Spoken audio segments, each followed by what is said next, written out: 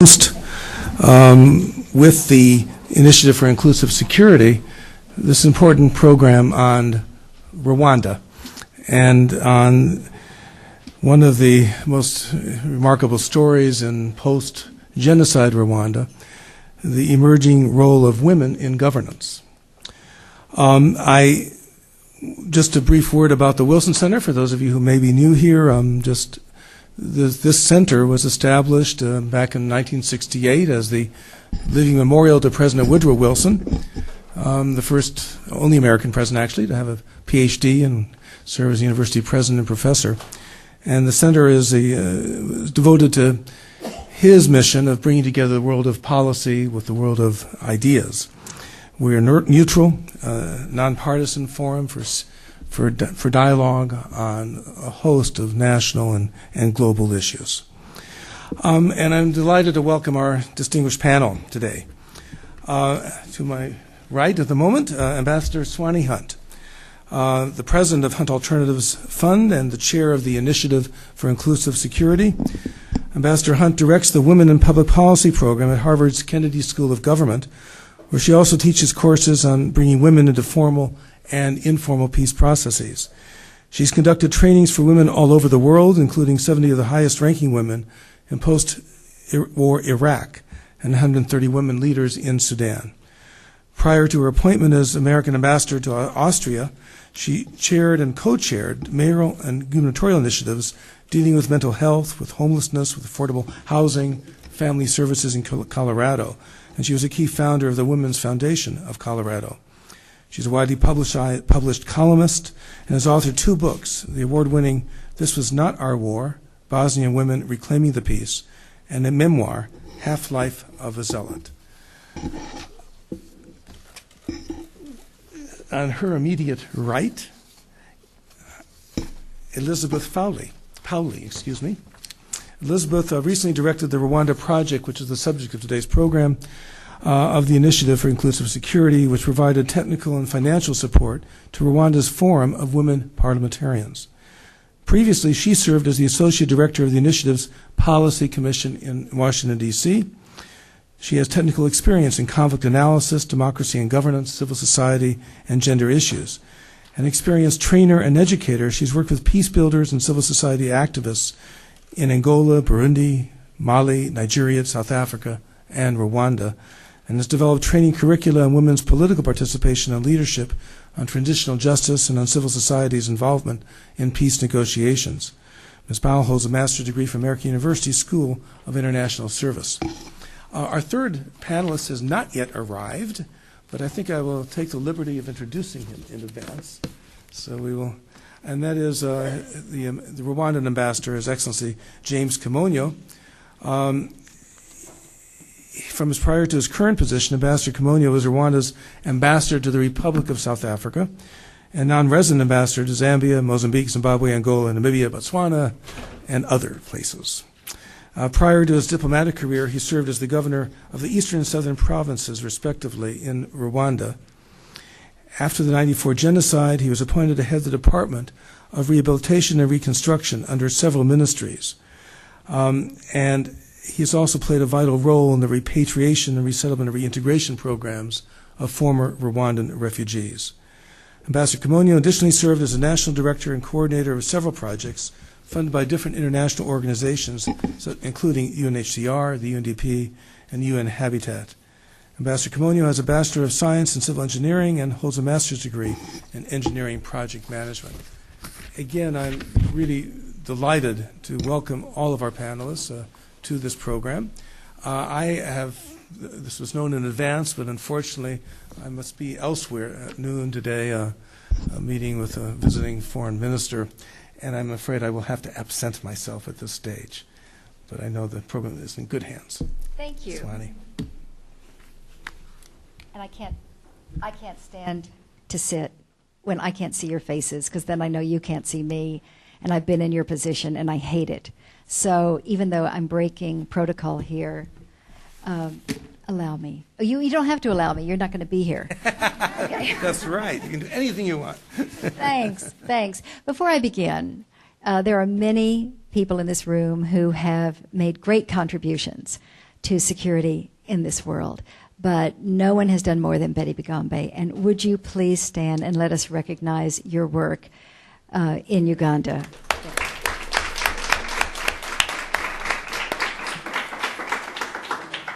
Okay. Is there any way to cut the light some? Because just see if there's, if we could get rid of that light right there, I think that would help. I'd rather be in the dark and, because everyone take a good look at me. Okay, that's it. All right, Rwandan Women Rising. You stay one ahead of me. Many of you have spent time, and something bad just happened because I pressed the wrong button. I'm sorry. So I pressed forward, not down. Okay.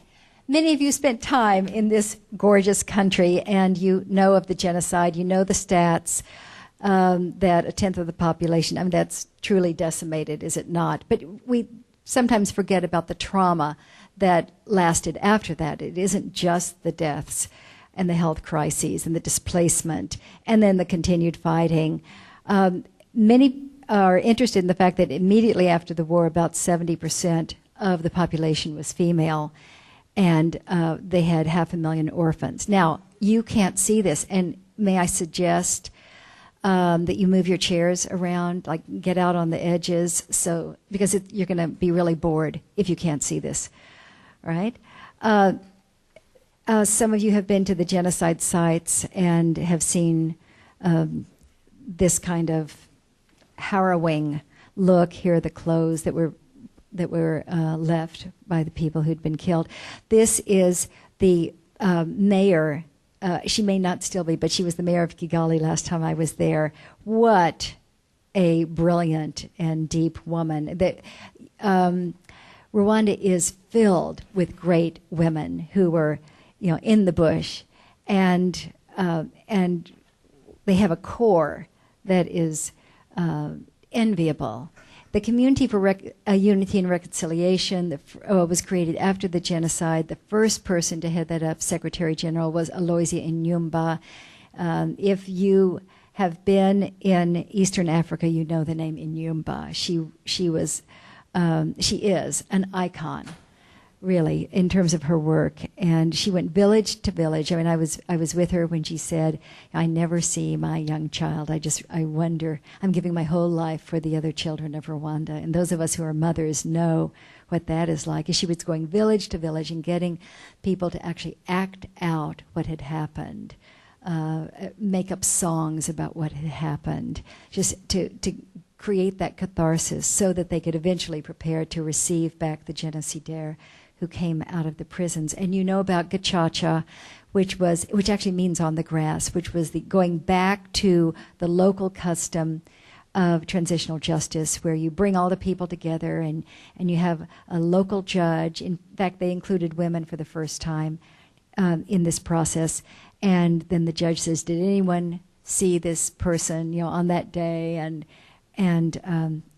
Otherwise, there was no way to get the 100,000 accused perpetrators with 50 judges.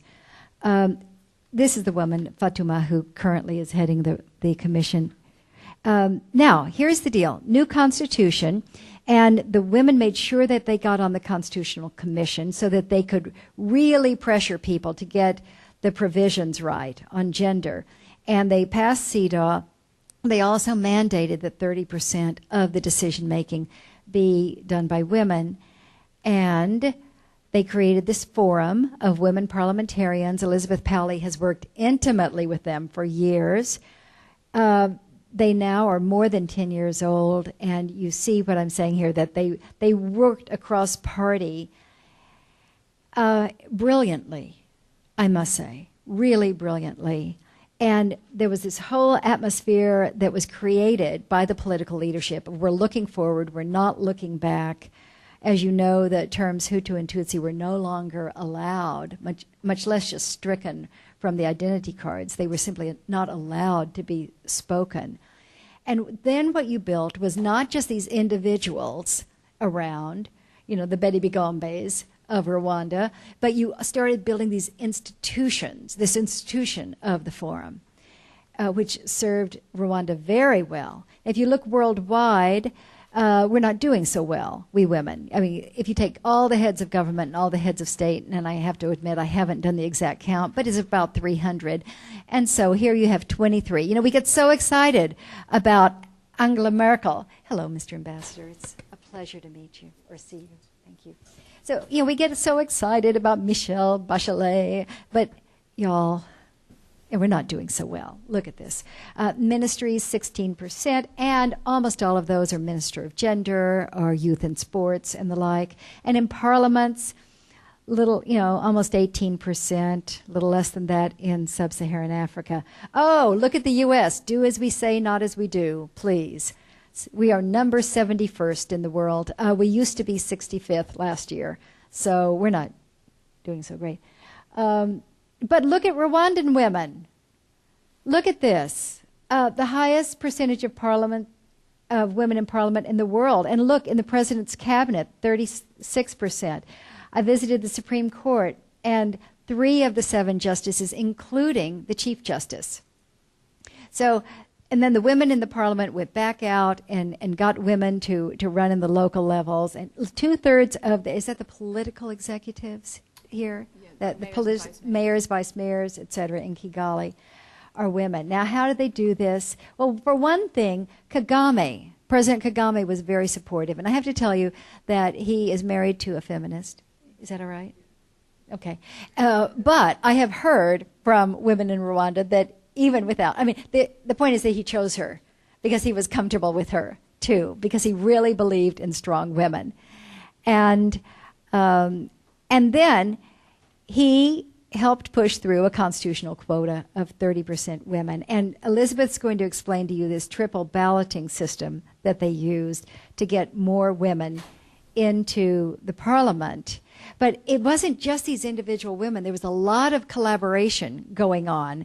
And not just from the locals, but also international support. Would you agree, Mr. Ambassador, that the internationals right after the genocide played, I mean, for all the problems that they have, you know, in coordination on this particular issue, they did a very fine job. UNHCR, Sadako Agato was very proud to tell me they had taken the experience in Bosnia when we created the Bosnia Women's Initiative and had replicated that in East Timor and in Rwanda. And I visited in 2000 a project that was being run by USAID where women who were either widowed or who were part of the RPF, the Rwandan Patriotic Front, so on these different sides, who had widowed or whose husbands were imprisoned. That was it. They were coming together and doing a granary project, etc., and united through these projects.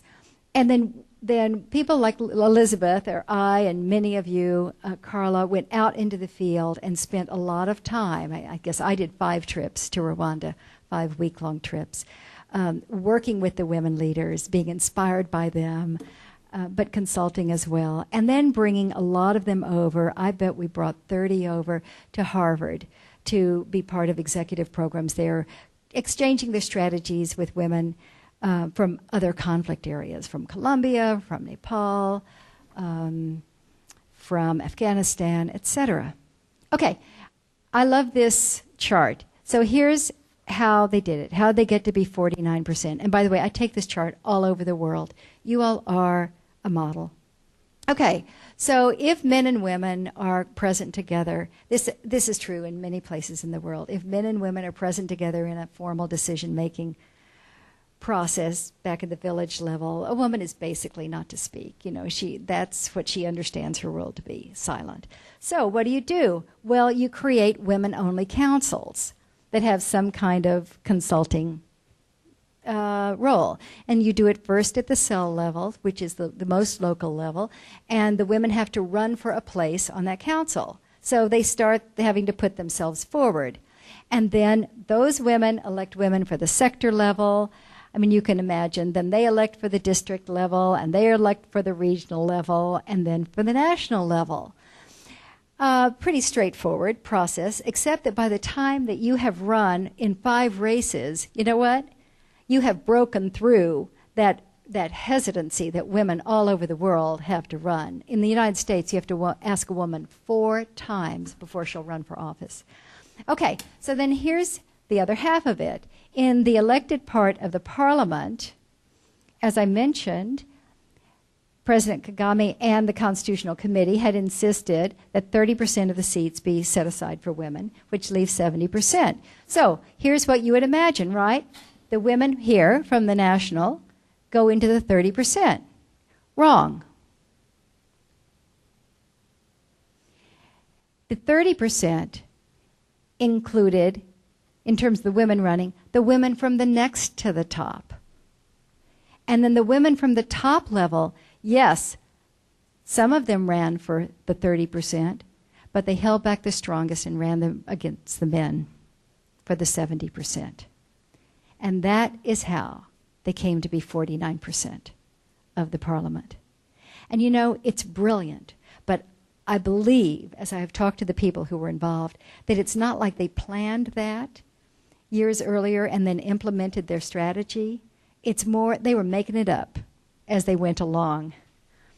And this is the indigenous model that the world needs to know about, not because any other country is going to copy it exactly, but because it is inspiring to other countries. I mean, I was just in Kyrgyzstan where they had 0 women in the parliament, and they said, it'll never be any different, you know, this is a man's world, etc. And I said, let me tell you about Rwanda.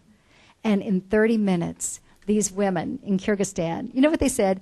You know, we're not nearly as bad off as Rwanda is. If they can do it, we can do it. All right, this is Judith Kanakaze, who, just to give you a glimpse of who's running the forum. Aloysia Inumba, whom I mentioned to you, they just had their 10th anniversary celebration. Oh, was it inspiring. 400 participants, half from Rwanda, half from all over Africa. There were about 5 white faces there, and I had the privilege of being one of them. And boy, they got a lot of international attention. Oh, I'm sorry, this you can't see in this light, but that's the sense. You know, this big room. There's President Kagame with Inyumba, and it was truly a rite of passage for them. That's how I experienced it. That's how many others experienced it, because this is the future. This is the future of Rwanda. And as you see, that future is being held close by the women. So thank you for your attention, and I am delighted, having given that context, to turn it over to you, Mr. Ambassador.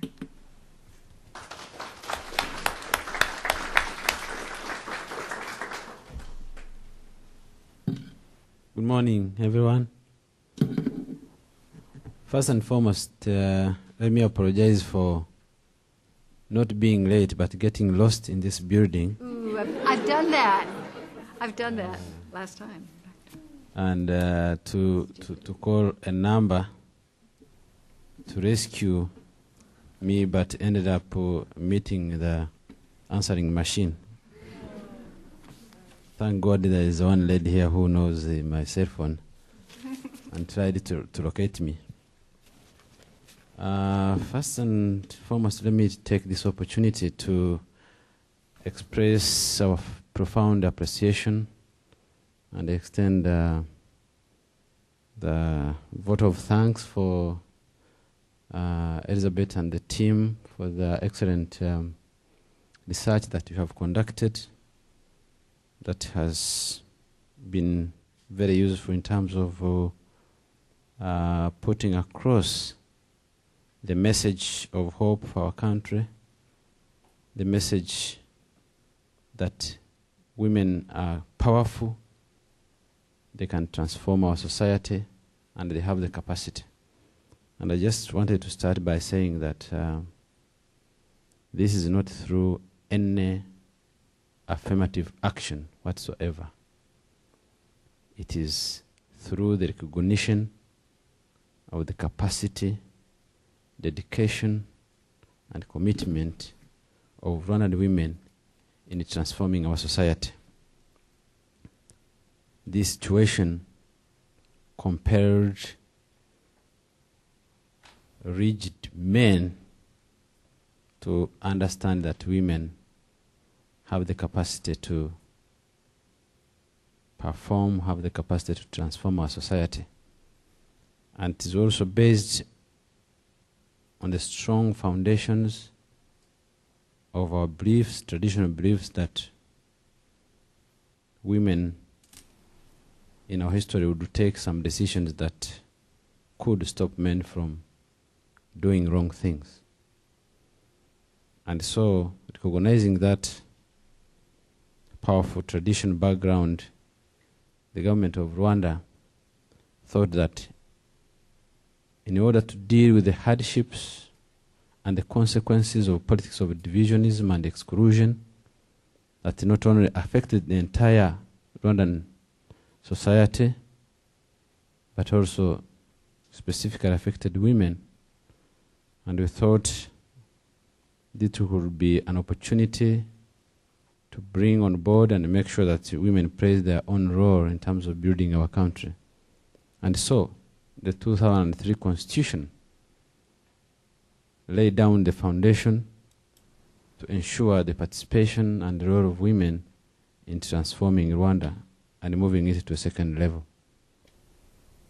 You might have read about my background. I worked for my government as a governor in the Eastern Province and later on the Southern Province, and I worked with women councils and district councils. And I'm happy to inform you and report that over the 10 districts that were in my province in the eastern part of Rwanda, 4 of them that had the big percentage of women in their councils were the best in terms of delivering to their communities. And we had even contemplated of requesting the government in the next electoral roll to increase the percentage and make it the other way around, so that we can quickly see the positive results to our communities. And having worked in that particular environment, I have always, whenever I get an opportunity, argued strongly that we need to increase the percentage of women, not through the affirmative action, but recognizing the role they have played and the capacity they have demonstrated in terms of leadership and policy making capacity. When you look at what happened in Rwanda in 1994 and even before, I think the most horrible and terrible events that you saw, there's a clear confirmation that women, if they had the capacity to decide what was going to be done that time, would have saved a lot of lives. And in order to reverse this legacy, we thought women could play a very important role in ensuring peace and stability and prosperity for our country. And we recognize what they have done in terms of promoting unity and reconciliation among Rwandans, which would have been very difficult if we didn't have involvement of women like Arozie Nyumba, who is the icon of reconciliation in our country, and many other women who have supported this process. And so, to me and my colleagues in the government, we strongly believe that if we continue to give the capacity and empower women to play a very significant and visible role in our leadership, I can bet and guarantee that Rwanda's vision in 2020 that aims at moving our country to become a middle-income country, we are going to achieve our dream with the participation of everybody, but with the emphasis of increasing the role of women in policy-making and decision-making positions. And so I don't want to probably take much of your time this morning, and I'm assuming this is going to be an interactive session looking into the results of the findings that Elizabeth had and her team. And once again, I thank you very much for your attention and call upon each one of you from where you stand to continue supporting our cause and turn around the history of Rwanda to become a country that gives the dignity to humankind and which will form the basis to believe that Africa can do it, women can do it, and we can all move forward towards prosperity. I thank you very much.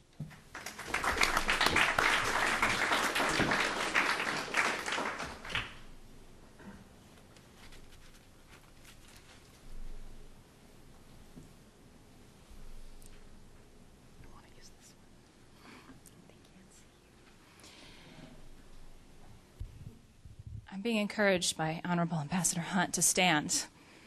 I'm operating a variety of pieces of machinery here. You want me to do that one? And perhaps I'm real good at it. And perhaps more reliant on my notes than she realizes, but we'll give it a go. Here, I'll build your notes up high. So you put them up high. And it helps. I'm delighted to talk about the results of our recent research project in Rwanda. Ambassador Hunt gave some context and explained how women in 2003 achieved 48.8% of seats in Rwanda's parliament.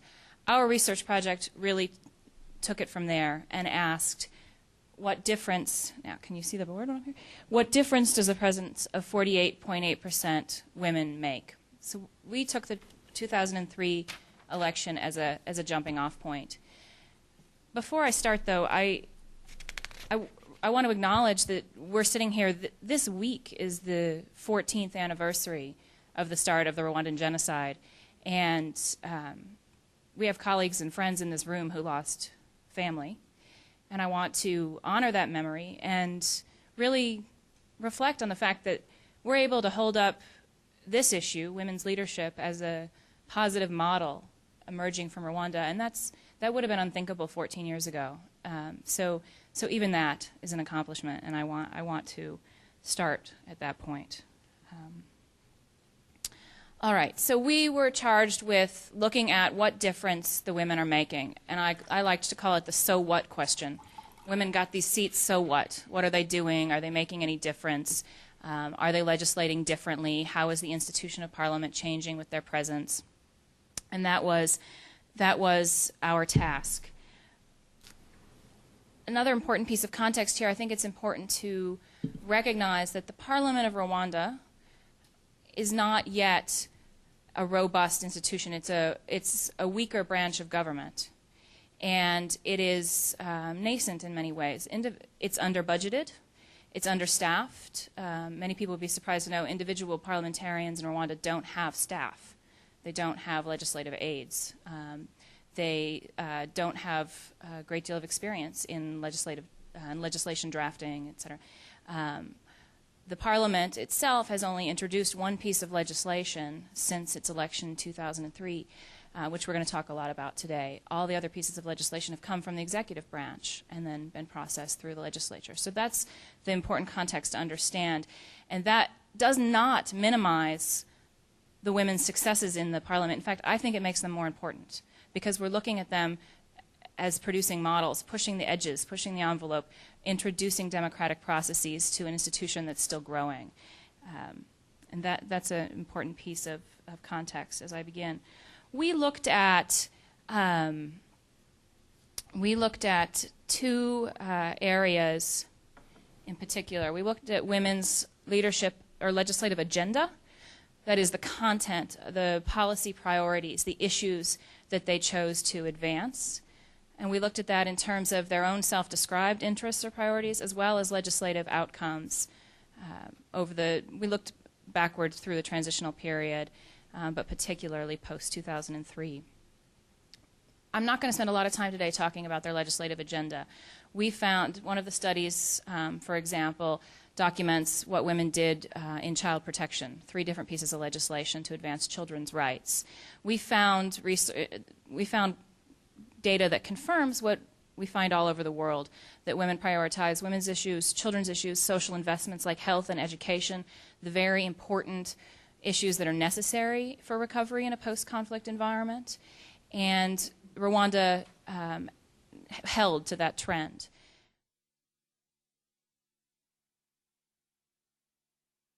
Legislative